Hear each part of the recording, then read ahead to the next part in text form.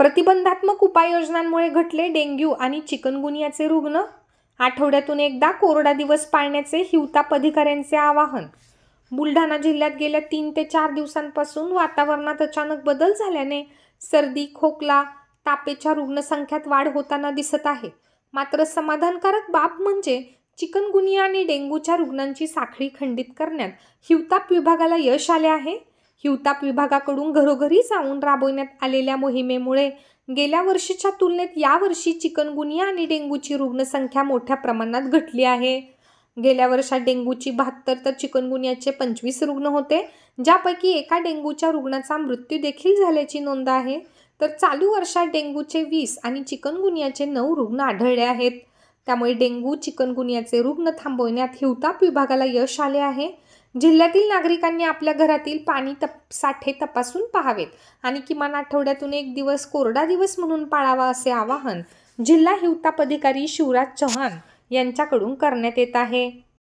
मागच्या वर्षीच्या तुलनेमध्ये यावर्षी डेंग्यूचे आणि चिकनगुनियाचे रुग्ण फार कमी प्रमाणात आढळत आहे. तेव्हा आपण जी चेन ब्रेक करायची जी सिस्टीम आपण करतोय, कन्सेप्टवर काम करतोय, त्याच्यामुळे हे पेशंट सुद्धा कमी प्रमाणात निघत आहेत. म्हणजे आपण ज्या प्रतिबंधात्मक उपाययोजना राबवतोय त्याच्यामुळे पेशंटच्या रुग्णसंख्येमध्ये बऱ्या प्रमाणात घट झाली. आता मागच्या वर्षी डेंग्यूचे 72 रुग्ण होते आणि चिकनगुनियाचे 25 रुग्ण होते. आता चालू वर्षामध्ये डेंग्यूचे फक्त 20 रुग्ण आहेत आणि चिकनगुनियाचे 9 रुग्ण आहेत आणि हे सगळे रुग्ण ठणठणीत झालेले आहेत, काहीही प्रॉब्लेम नाही. आता माझं या चॅनलच्या माध्यमातून सर्व नागरिकांना एवढंच आवाहन करतो की आपण आपल्या घरातले पाणी साठे एकदा बघा, दर आठवड्याला एकदा बघा. त्याच्यामध्ये जर डेंग्यूच्या, चिकनगुनियाच्या म्हणजे डास अळ्या असतील, कुठल्याही डासांच्या अळ्या जर त्याच्यामध्ये झालेल्या असतील, लार्वा दिसत असतील, तर त्याला तुम्ही पाणी साठे तुम्ही एकदा खाली करून घ्या. खाली करण्याचे योग्य नसतील तर त्याच्यामध्ये आमचे लोक येतील, टेमिफॉस सुद्धा त्याच्यामध्ये टाकून देतील आणि ज्या भागात पाणी टंचाई असेल त्यांनी ते पाणी गाळून वापरलं तरी ते चालेल. पण आठवड्यातून एकदा तुम्ही ते बघितलं पाहिजे.